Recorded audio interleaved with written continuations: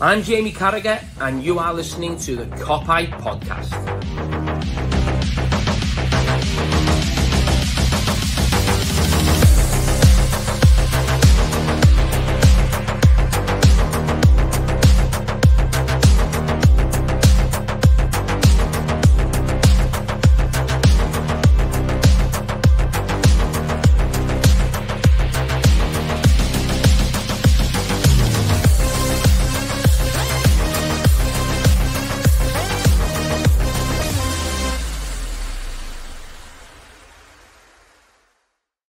What is happening, everyone? Welcome back to the Copite Podcast, a brand new show, Pod and a Pint. We're in Shenanigan's, nice little dartboard scenery and all that.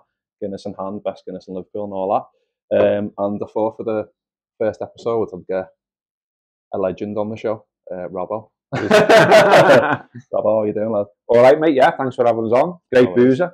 Sound, innit? Yeah, nice little tucked away in the corner, real life, nice and quiet. Yeah, one of the best in town, this. Yeah. Yeah, how's it going? Like, what have you been up to lately? Obviously doing like challenge and all that stuff, and the overlap and that. How's it all been going? All good, mate. Yeah, the late challenge is, continuing to grow slowly but surely. I think, by the nature of what it was, that we were never looking to challenge the big boys. It was just more, miss doing the podcast, miss making the videos and all that I used to do when I was at the Amphitheatre. Wanted to continue to have a conversation about footy, but anyone who's watched the late challenge will know that it is footy, but it's also random, you know what I mean? So we talk about life, we talk about telly, we talk about mental health, we talk about absolutely everything. We talk about stuff that's going on in our own lives, and a lot of people like it, say it's relatable, say it's stuff that they have going on in their own lives and things like that. But the big free show that we do every Monday around about 5 o'clock is always focused on Liverpool during the footy season, obviously, and then we have a subscriber show as well on Patreon, which is just a way of A, getting an extra show, but B, a way people can support us to like pay for studio costs and stuff like that. But yeah, it's doing all right, mate, and enjoying doing it. And Kopi's a great lad, so we've always got on with each other. So it's something I look forward to doing. It's not like it doesn't feel like a job or doesn't feel like a task. Yeah, it's like going to have a chat with Kopi and people are watching. Yeah. That's what you want to feel. You don't want to feel like it's like a drag or whatever, do you? So yeah, and I was going to leave this till the end, but we might as well. I'll bring it up now, and we'll bring it up at the end as well. Like the spirit of Shankly stuff, because we were just talking before we started recording about like you going like full time with them and stuff, and obviously the stuff they're doing, which we'll get into on the end. But like that's like again, like you're saying, like you just going to the like challenging that and like just doing like little bits about Liverpool, but to have it as like your full time like role. That's like the dream for most people, isn't it? No, absolutely. And, everyone said that. A lot of people used to say I had the dream job when I was at the Amphitheatre. Obviously left a couple of years ago now. Went off, did a few other things, did bits of teaching. I had a job at Edgehill University doing comms for them. But I was involved in Spirit of Shankly. I was on the management committee as a volunteer, and just through conversations over time about the direction that we wanted the union to take, that we wanted to push it more, that we wanted to tell the stories more. The idea come about, well, what about, would I consider stepping into this role for them that they've never had before? So, yeah, honoured to do it, made up to do it. I obviously believe in the union and everything they're about, and I always have done. Being involved as a member since day one, really, which obviously, the organisation was formed because of Hicks and Gillette, with a very clear goal at that stage. We've moved on a long way from then. That was 2008, was it? Yeah, something like that. So we're talking like 16 years that SOS has been in existence now. But there's lots of things that it's involved in, and I think one of the one of the reasons for getting me in, if you want to put it like that, is just that I don't think, and they don't think as a collective, that people know enough about what SOS does. So there's some really odd misconceptions, as there always seems to be with anything on social media about it for a start off. So, part of the job is tackling that, but also just, shouting about what we're doing a bit more. I mean, SOS make up the majority of, and it was SOS's idea, essentially, to have a supporters board. Yeah. So there's obviously that. There's obviously representing fans around any issues they might have with the club, and there are plenty of them. And there are plenty of people putting in plenty of time, their own time as volunteers, to fight for those fans, to represent those fans, to have conversations with the club. Like, I'm in a lot of the WhatsApp groups that exist around SOS, and like the chocker daily, and there's stuff coming in daily, and there's conversations with the club daily, and like all this stuff that, you know, we're not really doing anything. No, we are, and we always are, and we always have been. So it's shouting about that, and it's getting that across. And obviously, we're right behind the national campaign. We also proposed it, and we've been at the forefront of it. The national campaign through the Football Supporters Association, Stop Exploiting Loyalty, which covers a lot of things. Obviously, it's quite broad, but as a footy fan, you'll know yourself, Mick, that there's so many things where it does feel like, you know, we're being exploited. So it's, you know, it's tickets for the match, it's all the packages you need off the telly to watch the match. It's, you know, a kit changing every season, whichever one of the three. Which, if you've got kids, the kids always want. You know, it's at every turn. It's travel. So, you know, SOS and the Football Supporters Association basically want to put an end to that, stop that, you know, reverse the trend, if you like. You know, at Liverpool, we've seen ticket prices go up 2 seasons running. This season as well, every club in the Premier League, bar Palace, put the prices up. And so we're saying, stop, have a conversation, maybe start rowing back a little bit. Because each season going and asking loyal fans for even more money and even more money is not right. So we've had this campaign ongoing now against West Ham and against Brighton. We come together with like the rival fans, held up the banner inside and outside the ground, did some pictures, did some media, stuff on SOS's YouTube channel if you want to catch up with that. And then we've got something similar planned for Manchester City, the Manchester City game on the 1st of December.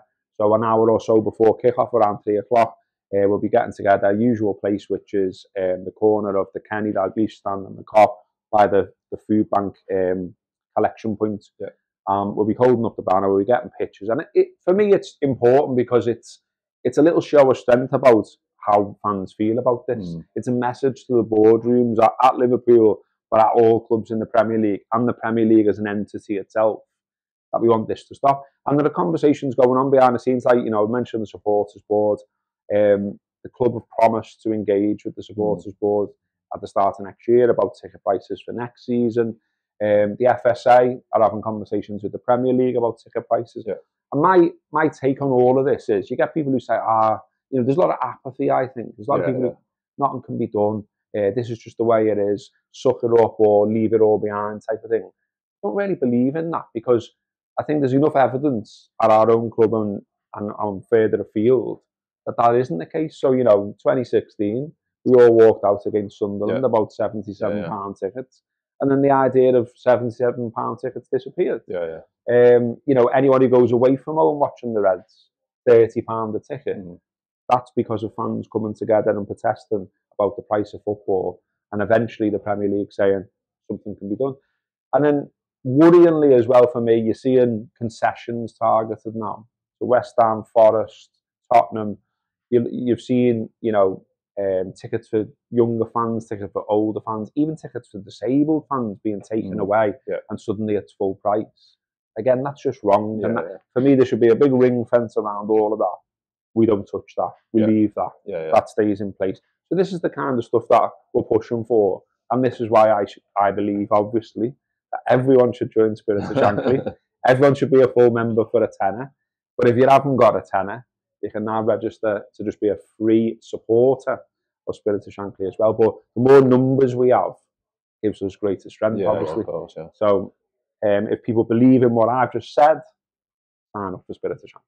Yeah, because I think it's interesting, because some of the stuff you were saying there, it's not, you're signing up for a Liverpool-related thing and it won't change on and off the field in terms of the things you just mentioned, but it's also like the Premier League stuff, like the tickets to prices, and like it's not just Liverpool, it's everyone. Exactly, yeah. So it's not like an isolated like club or like a couple of clubs doing this, it's most of the clubs in the Premier League who are kind of just banking on the loyalty, and like I said, that, but it doesn't matter, like it's going to go up, like the prices are this, and like all of the stuff's thrown into that, and like in terms of like, you know, the Ukraine war and all that stuff, prices of stuff is going up as a whole and generally, but we're just expected just to like kind of suck it up and just go, yeah, this is sound, because that's just the way the world is. But even when people say, like, you know, if you compare like Liverpool's prices to some of the other clubs in the Premier League, you know, people will say and have said to me, well, that's not as bad as X or Y, and I'm like, okay, but Liverpool's not as much of an affluent city as X or Y, one, but also why do you think that they are where they are and they're not worse? It's because fans have basically tethered in that idea of them going up. Yeah.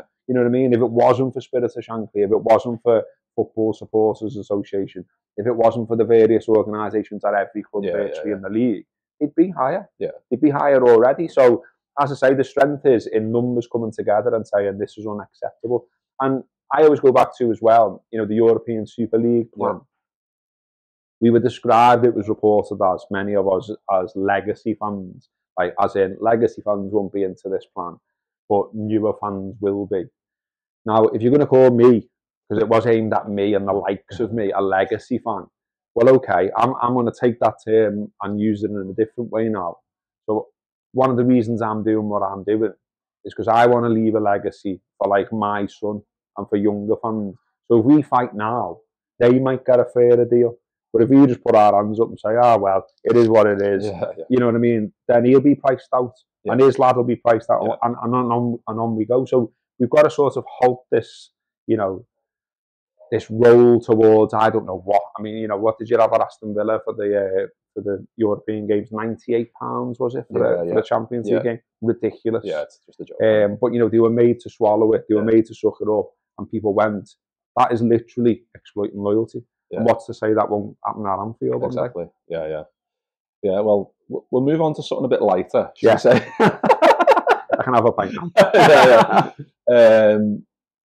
Not to, obviously, the stuff you've been saying, that's like a massive importance, and you being, I'm happy that you're obviously on board there as well, like in terms of like as a face of being of a Liverpool fan, that we know, like most people online know, you're one of the main ones. So to have you in that kind of role is good for us as well, because we know, like, you're not a knob, you talk sense. Do you know what I mean? So to have you in your not a massive compliment, like, but you know what I mean. You know what I'm getting at in a roundabout way.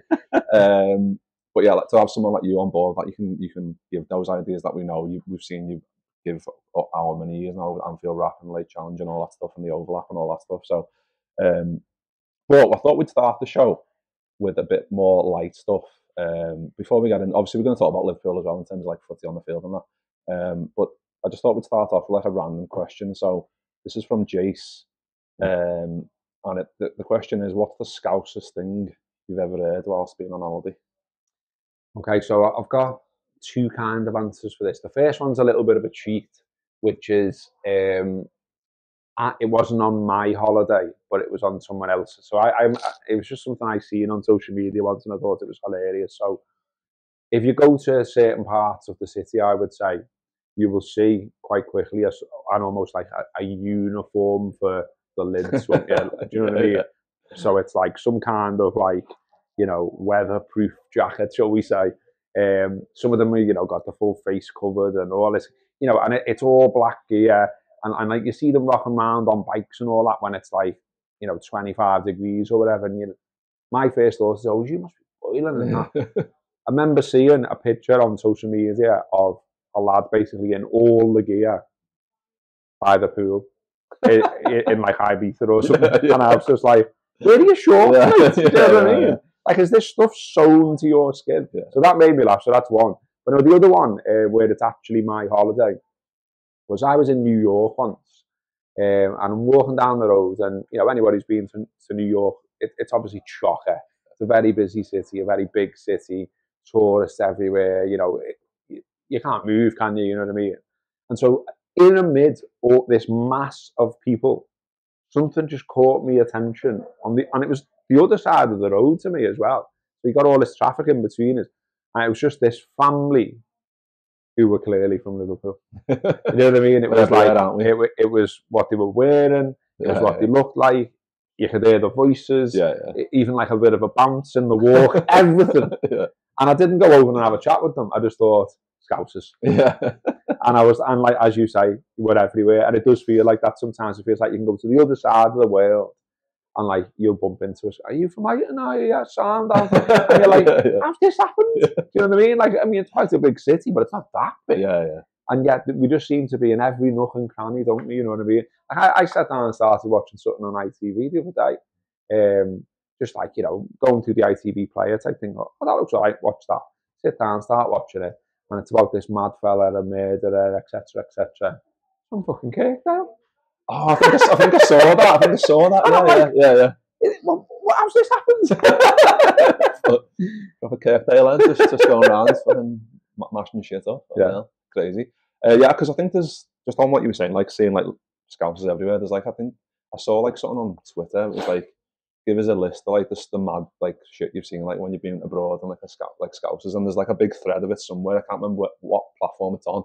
I remember just scrolling through thinking this is absolute just gold. Like you just see them everywhere. I've got something similar. I was in Turkey in Marmaris. Went over to I think it was Izmir on the boat. It was like a smaller island and whatever, and I just thought, there's no way like on this little tiny island here, there's not going to be like anyone. And then like literally as I got off the boat, like, are you just coming in, lad, or are you going back? It's like just coming in, just literally got here. It's like the first interaction I had on this like island, just as I just got off the boat, was like a Scouse. I was like, that's just crazy. Yeah, just I mean, it feels like everyone from Liverpool must now go to Turkey or something. Yeah. I went to Marmaris and obviously got a Liverpool FC bar there, so I watched our first game of this season in that bar. Yeah. But on a previous time I went to Turkey, I was just with the kids, like, and we're just having a bevy, and this waiter came over, and he just did this like absolutely brilliant Scouse impression. But what was mad was not only did he do a perfect Scouse impression, he went to me, "Are you from Two Dogs, lad?" And I was like, how does he know about that? Yeah. And I was like, the whole of Highton must just regularly go to Turkey and go home again. That's the only explanation I've got for it. But okay, now that's crazy. We didn't talk about the overlap really, did we? Let's talk about that, because obviously you talked about the spirit of Shankly and stuff. But like, let's talk about like the late challenge and the recent overlap appearances. Like, so they just reached out, which was nice. Just sent a message, DM on Instagram, simple as that. Just saying, "I Gareth, we've seen your stuff. Would you like to come on and talk about Liverpool?" I was like, okay, why not?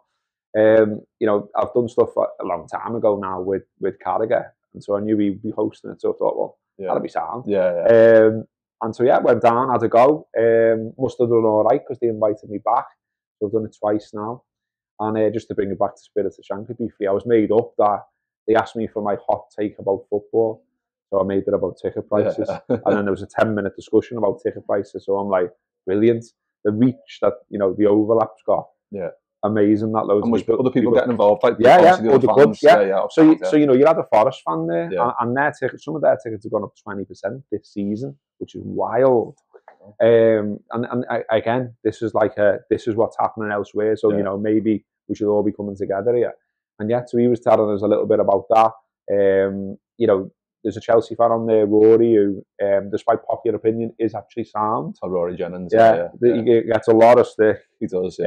But I've done stuff with him for years on various different things. So I've met him quite a few times, and he's sound. Yeah, he's a good lad. And he, you maybe wouldn't think a Chelsea fan would be like, "Pussy's a rip off" and all the rest of it. He was right there. Agreed with it, because he's been going since 1990s or whatever. So he's been on the end of it, even more so than we have, really, given where their ticket prices are now. So, it was good, and it was good to just hear, like I say, a bit of a common, because there is a common cause here, obviously. I think that's why the city protest is going to be a good one, and hopefully people are turning out for it, because obviously we've got the rivalry off the field, and we've gone toe-to-toe, head-to-head for all these titles, etc. But if we can just put all that aside for a minute, come together for this, I think that's a really powerful message. It is massively. Let's move on to like the actual footy talk, and let's talk about the Reds. International break, second international break already. It makes me feel sick, to be honest. That we've had to, like me and Christian do pods all the time. We're just bored to death. Like, it's like one of them. Like when it's like impending doom. Like like you've got like 2 games till the international break. Oh, this is the last game before the international break. Then it's the international break, and then it's like it feels like months go by. It's only like it's usually 2 weeks, isn't it, before another game? But thankfully, there's none now until March, which is like the best news since forever. But what have you made of the season so far? Because obviously, completely different manager regime, largely the same players in that regard. Obviously, Keys has came in and stuff like that, but the job that Arne Slot's done is just just blew my mind. Like, I think it took me a while. I think I've seen a few people say this, like, getting away from like the Klopp like heart attack footy. Yeah.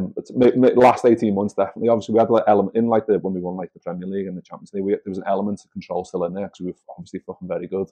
But like towards the end, maybe we were like hemorrhaging chances, and it was getting a bit like basketball footy. Yeah. It was getting a bit mad and stuff. Yeah. But we were still winning games of footy, and we were still boss. To go from that to like it took us a while. Well, it took me a while to kind of acclimatise to the. Right, we've won it. Fucking long ball in, Trent in behind, Nunes is on. Like, do you know what I mean? Straight away, 60-yard ball. It's been more like get Gravenberch on the ball, play it out, play it back again, play it back. But it's not like we're just keeping it for the sake. It's more like we're trying to entice the opposition out. I think that's obviously the game plan going into most games where defences are sitting deep and all that. But yeah, I think it's just been. I still can't believe when I look at like the Premier League table, obviously Champions League table, which is again I still can't believe I'm saying Champions League table out loud. Just it's a bit mad. But the job he's done so far is incredible. Can't ask for any more, can you? Yeah. I mean, apart from Forest. Yeah. Forest just feels like it's going to be like his version of Palace was for Klopp, where he was like, Crystal fucking Crystal Palace. He'll be like fucking nothing about it. But that aside, absolutely brilliant, and you couldn't have asked for any more. It's the best start by a Liverpool manager ever. In terms of the Premier League, I think it's only like Hiddink and Mourinho, I think, that have had sort of similar starts, and they were bankrolled to, a mad degree. So, yeah, I mean, look, if we wind back and we be honest about this, when he was announced, I was a bit like, I'm not sure. Yeah. But equally, I could see from the club's point of view, I thought, well, if you look around the world at A, who there is, and B, who is gettable, it wasn't really like a candidate jumping out once Alonso had ruled himself out. Because I was all sold on Alonso. I was like, makes sense, feels like the Liverpool way, understands the club, loves the club, won the European, all of that. And he's a cool fella and plays good football and he's ripping it up in Germany. And then when he ruled himself out and then it was Slot, it was a bit like, never being sure about Dutch footy, never being sure how Dutch footy translates to our footy and all of that kind of stuff. So loads of concerns. And then there was the hole left by Jurgen Klopp, the character he had, the power he had at the club. All of that was a concern for me because, let's remember, we've brought in a head coach, not a manager. Yeah. And, you read between the lines, Klopp, in the end, had an awful lot of power at the club. So there's this power vacuum. They brought in Slot to be head coach. You've got a new director of football, etc. And it just felt like there was that much change that there was a lot of things that could go wrong. Yeah.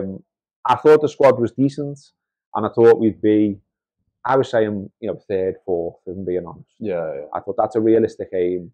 Have a run in the cups, maybe win one of the cups. League title challenge, didn't see it. And then he's come in and he's just been brilliant, hasn't he? Let's be honest. As you say, big change to suck up in terms of the actual football we're watching.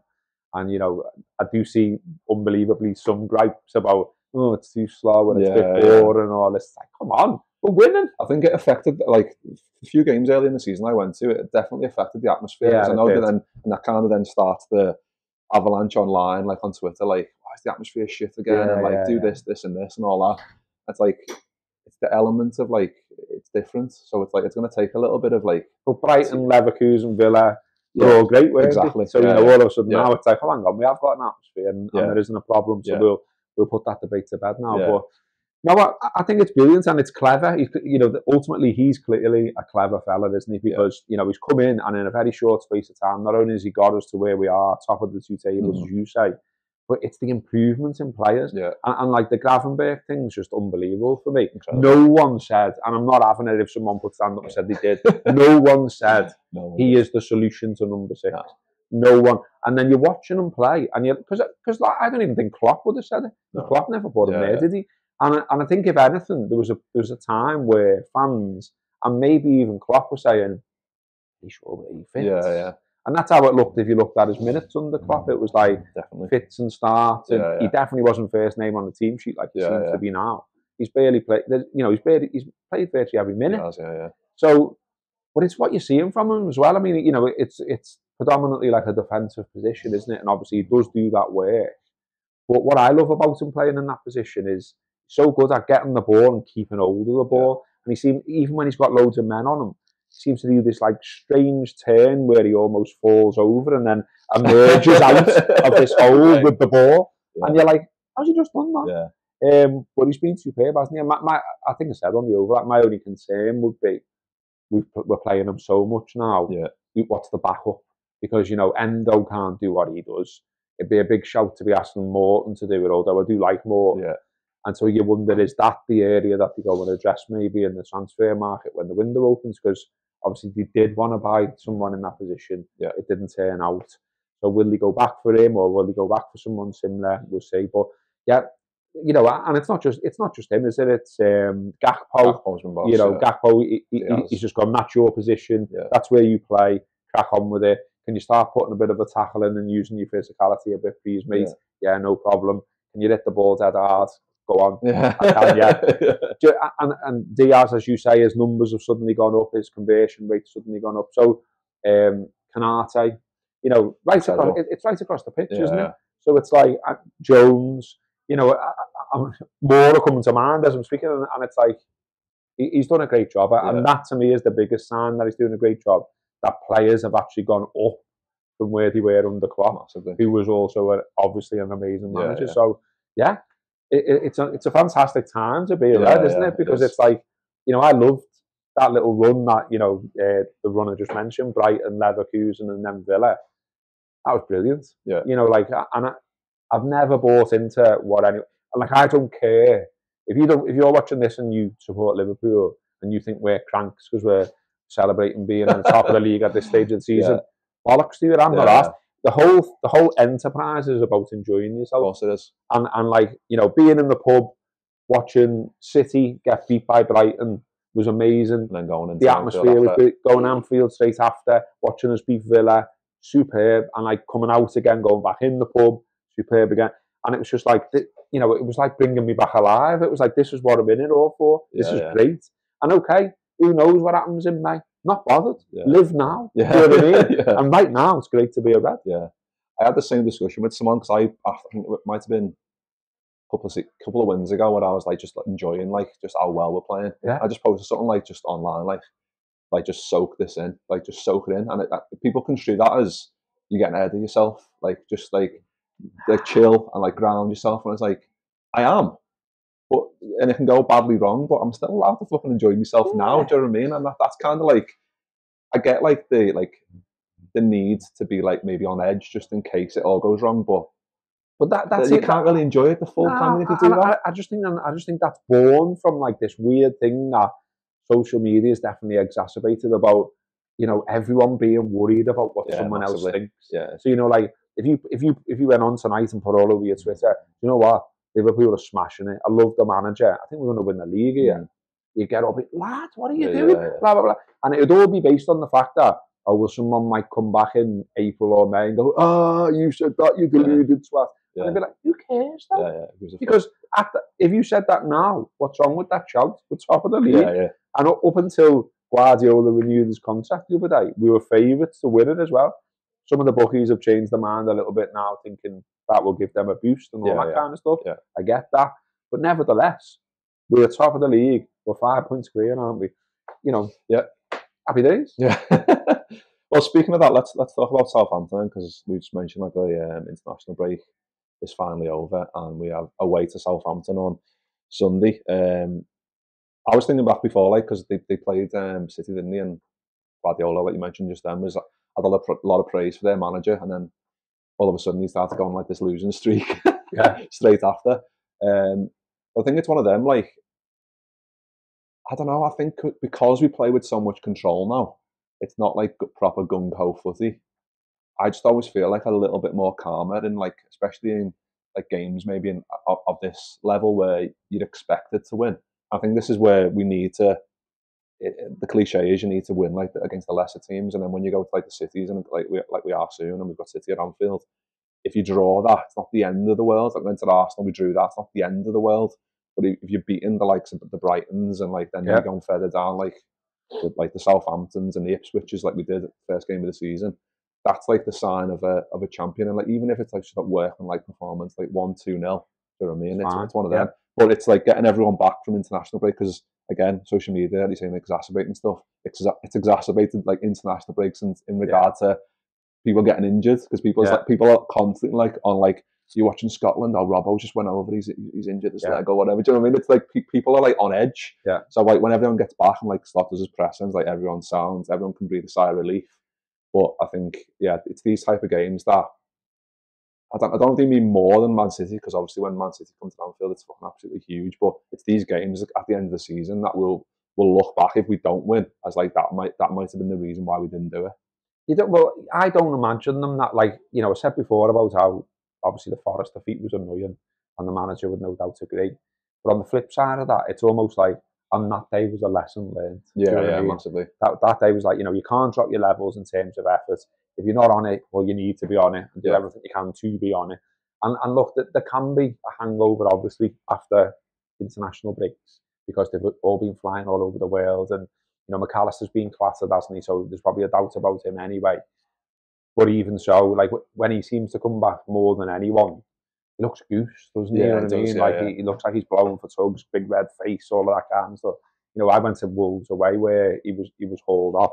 And he just wasn't. It affects him more, I think. It seems like, because he always seems like if he starts, it's obviously a pattern now where he starts after the international break, and you're like, it takes 10 minutes and you're like, oh, he's fucking goose there. And you can tell, can't you?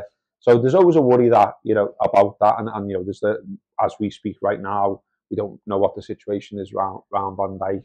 It said medical reasons why he pulled out of the Holland game. Oh, yeah, of course, yeah. But you know, it could be as simple as it's a bit of a, there was not much riding on it, so we'll let him get off.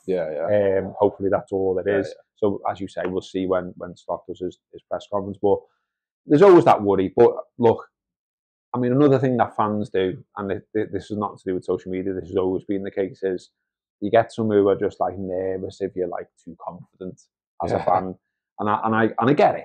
But we're top of the league. Southampton are bottom. Every statistical thing, including the table itself, says Liverpool are dead good at scoring goals. Southampton aren't. Southampton concede goals and give you chances. Liverpool don't. Do you know what I mean? So like when you do all like the facts, nothing more than that, it all points to Liverpool should win this game. We're obviously going to have, you know, as we do everywhere, we'll have a decent support down there. And what I quite like now, and I think this is like, you know, we're slowly but surely getting used to Liverpool under Slot, aren't we? And there's a lot of what can look like, because even my lad said it to me when we were watching the Leverkusen game. He was like, you know, well, we're not really doing anything here. Like and he was like, you know, they're the better side. And I was like, I'm not sure they're the better side. I get what you say. I was like, I get what you're saying, but I said, but they're not creating like, you know, clear-cut chances. They're having a little bit of the ball on the break. But it just feels like we sort of like have a bit of a feel round in games, get ourselves set, have a look at what they're doing, and then suddenly ramp it up and go for them, and we win the game, and then we're able to take the sting out. It just feels like we're managing it all a bit better. It's not as you said before, it's not as chaotic. I also think there's something in it that if you look back to Slot when he was in Holland, and apparently among the reasons why Liverpool went for him stroke his team had a very good record of basically managing the players, i.e. keeping them on the pitch, managing the time, whatever to do with, you know, with the medical team and all that behind the scenes as well, all of that. And I think that was if you think about why didn't we win things last season beyond the League Cup, you know, we finished 9 points behind City in the end, I think it was, 3rd place.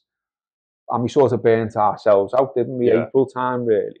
And so it's like, okay, well, Slot already mentioned about being better on the road. We drew a load of games last season as well. But also injuries really did for us, didn't they? Massively. You know what I mean? Like we were knocking on the doors of schools and saying, like, can we have some of your lads to play in a cup final? Exactly. You know, and by the way, when I hear Arsenal and City currently talking about adversity, shove it up your arse, lads. You know, we had a player whose dad got kidnapped. We had the worst VAR decision you've ever seen in the world since it came in. No, you let it go. And so I'm not having that they're currently suffering adversity. We had adversity then, and we had adversity when we had Nat Phillips and Reece Williams at centre half, and no one cared. And everyone said, you know, suck it up. Crack on. So lads, suck it up and crack on. What you told us take your own advice now. But yeah, but you know, everything points that we should be all right against Southampton, obviously. But there's always an unknown with football, and that's sort of why we love it, isn't it? But you know, I'm going the game like I'm jumping on the SOS coach, affordable coach travel, and plug there. And you know, I'm confident that I'll go down and see us get a result. Yeah, because I think what's interesting what you just mentioned, like in terms of like the control, because I think it is right that we are trying to feel out teams, and I think Slot said after the Leverkusen game, which you referenced as well, that like Alonso came to town and changes what he usually does. Right, so it's like you can't plan for it. Like if you're expecting someone to do something, and then all of a sudden you're like, oh, why is he over on the left? Why is he going like left, like centering and pulling over to the left hand side? So you've got to try and feel that. And I think we were very good at that under Klopp as well. Like we'd kind of feel it out first 15 minutes, and you'd be like, right now we'll just strike because we know what you're trying to do. We know how to counteract it. I think this is kind of like obviously a completely different setup and whatever in terms of like maybe like two and then a 10 and then the three that are kind of doing unbelievable stuff like we mentioned, like Gakpo and Diaz and Nunes and whoever's in there, Salah of course as always. I think that kind of like control and being able to control games, I think it's, I don't know if it's kind of like, because we're top of the league and we're smashing it, everyone can get on board with it easily. Yeah. But I think if my worry is maybe like being like a little Twitter knobhead maybe in my head, the little devil in the back of my head, like if it goes wrong in one game and then maybe it spirals and people are like, well, we need to do the X, Y, and Z, we need to stop doing this and controlling the ball in this area. We need to be like more like Klopp-esque in terms of like just going like cutthroat. So I think it'd be interesting to see. I don't want it to happen, by the way. But well, like, I think you've sort of like for all the control, it's slower and all that, which is in general true. You've also seen at times that like he's flicked the switch a little bit and said to them, "I want you to press higher, harder. I want you to run faster and put more effort in." Essentially, So you've seen that, but that's where it says to me as well that it's definitely a thing to almost conserve a little bit. What was the phrase under Rodgers that he used to use? Completely forgot now. It's gone out of my mind now that I've referenced it. Like resting with the ball. Was a Rodgers thing, wasn't it? And I think you're seeing a bit of that here because ultimately, like if people say it's not as entertaining, well, we're winning. Yeah. And winning's entertaining. And I think you're pretty much cop for anything if you're winning. We had Houllier and Houlier's football, as much as I liked Gerrard and what he did, and I was talking to one of my mates the other day and we were saying 2001, as far as we're concerned, it was the best season to support Liverpool because we had so many great days, so many great nights. And okay, we didn't win the European Cup, but we won 3 cups. Yeah. And it was unbelievable. Yeah. It was an unbelievable journey that season. Some of the football was not the best. Yeah. His style sometimes was boring, was defensive and all the rest of it. But we copped for it because of the journey we went on and what we won. Yeah. And I think under Slot we're more exciting than we were under Houllier. We're just not as exciting potentially as under Klopp. But equally though, how many times, and I wonder whether this was the conversation me and my mates had, flying left there. We used to come out of a lot of Klopp games going, you know what, I could just do with a nice, easy 2-0. Yeah, massive. Yeah, you know what I mean? Yeah. Because like your heart was flying and like, you're biting your nails and you're burning all this nervous energy. And it was like, every now and again, I'd just like a nice, give me a 2-0, Give me a 2-0 with dead easy one. Yeah. And so we're getting a little bit of that now, and that's all right. Because we're top of the league. Exactly. Top of the league. Yeah. Top of every league. Top of every fucking league, yeah. Well, that's what we're saying. We're saying we're best Guinness and Liverpool. We're the best team in the country. Yeah. So at the minute, anyway. Yeah. So we mentioned like obviously the Reds and stuff, and we mentioned at the beginning like Spirit of Shankly and like the initiatives and like stuff that you've been doing. Obviously now being full time. Do you want to like have a little chat about or tell us what type of stuff you've been up to? Yeah, sure. So I think I said before, didn't I? When Spirit of Shankly was formed, there was obviously like a clear single purpose, which was get rid of Hicks and Gillette. Like that was what brought all the members on board at that stage. It felt like it was needed. They certainly more than played the part in ousting those owners and getting them out. And and people got on board all around the world. Now we're not in the same place about the owners. There are obviously some people that hate them and go on Twitter every single day and moan about them and all the rest of it. But the general vibe of the fan base is not what it was about Hicks and Gillette, and rightly so, because financially we are not in a perilous situation, which we were under them. But with SOS, I just think there's loads of stuff that goes on that people just aren't clued up about, don't know about. And you know, there'll be stuff on SOS's social media feeds. If you're a member, you'll get the newsletter and you'll know about it that way. But I still think, like, why the fan base, they perhaps don't know about some of it. And so I've been writing some stuff today, funnily enough, about it. And you know, there's loads of work that goes on. Like there's a debt and welfare clinic that SOS plays for. So every Monday at Home Baked in Anfield, people can walk in, get free advice on, you know, are you, like, this is what are you getting the right benefits? Are you getting all the benefits you're entitled to? Pensioners come in, help to get pension credit, PIP payments, all of that kind of stuff. And we had the AGM the other week, and Peter Rutten was working through all the various stuff that, you know, SOS has done in the community. And there's a great stat about that debt clinic. There's now 2 of those. There's one South End now, Lodge Lane Way.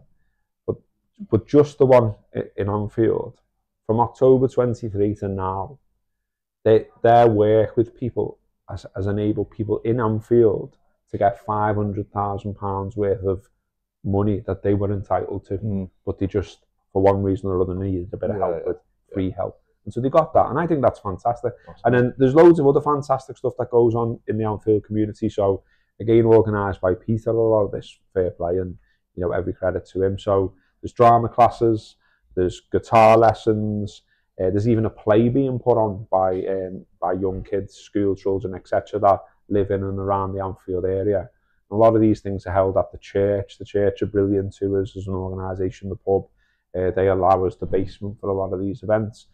And so, all in all, you know, we including the debt clinics, including all the stuff that goes on with the food banks as well. So the food banks is 2 members of SOS, 2 members from Everton's fan groups as well. Dave Kelly and one other, can't remember his name off the top of my head. Sorry, mate. But you know, all of that is SOS. SOS helps with that as well. Yeah. And all in all, there's a stat that of all the money that comes in from memberships, and it's only £10 a year to be a member of SOS, 10,000 a month is going back into the Anfield community. So being a member of SOS enables us to campaign, enables us to represent fans, enables us to push for fairer, cheaper ticket prices and all the rest of it. It also enables that community work, which I think is fantastic and is brilliant, but I don't think a lot of people know about that. Yeah. So, you know, if someone was to come to me and say, well, I pay a tenner, where does that tenner go? There, that's where it goes. Yeah. So it helps run the union, it helps us campaign, it helps with flags, banners and all that kind of stuff. But it also helps with all this fantastic community work. Because there's a mobile pantry as well through the Fan Support and Food Bank Initiative and SOS. So that's, again, South End, Lodge Lane ways. And people can turn up and essentially get like a sort of bag full of food for a much cheaper price, if you like. And again, it's quite vital to a lot of people in that community. And again, you know, who wouldn't be behind that? It's a shame that we have to have these things. Yeah, exactly. You know, we shouldn't have food banks, we shouldn't have mobile pantries, but we are where we are. And, you know, the often said fact is that there are more food banks in this country now than there are branches of McDonald's, which is absolutely wild. It is. But, you know, it is what it is. And so, you know, me personally, that chimes with all my values. I'm delighted to be part of the organisation, and I'm sure a lot of the members that we've already got are. But equally, I think there's many more people out there who, if they knew about that, would think, well, actually, yeah, that's worth my £10 a year as well. So hopefully that is the case. Well, perfect place to end then, Robbo. Nice one. Cheers for having me on, Mick. No worries, yeah. First episode of Pod and a Pint. Obviously, I would have liked a few more. I might have a couple more after this. But yeah, in Shenanigans, having a little Guinness. If you've not been, I'd recommend, because I've been to Dublin, obviously a few pints in Dublin without over-egging the pudding in terms of Shenanigans Guinness. Like, obviously Dublin's another level. I don't know if you buy into that. No, I do. Into that, like, it's better than Ireland and that. Yeah, well, I know a Dublin lad, and he made sure I went to, you know, the right Dublin pubs for the best Guinness. Yeah. And it is probably another level. I think that's fair to say. But equally, I would say there's probably only maybe 2 or 3 places tops in Liverpool that are really good for Guinness. Yeah. And this is absolutely one. Definitely. Well, Robbo, nice one for jumping on. Really Cheers, appreciate it. That was episode 1 of Pod and a Pint. I'll hopefully be back next week with another episode. But yeah, nice one for watching, and we'll see you next time. Ta-ra. I'm Jamie Carragher, and you are listening to the Copite Podcast.